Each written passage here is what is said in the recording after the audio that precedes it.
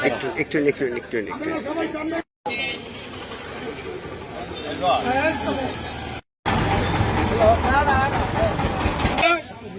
আপনাদের কাছে বলি যে তার এই বন্দি প্রত্যাহার জানে হয়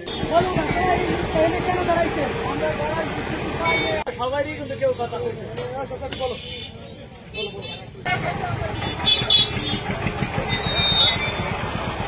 হালকা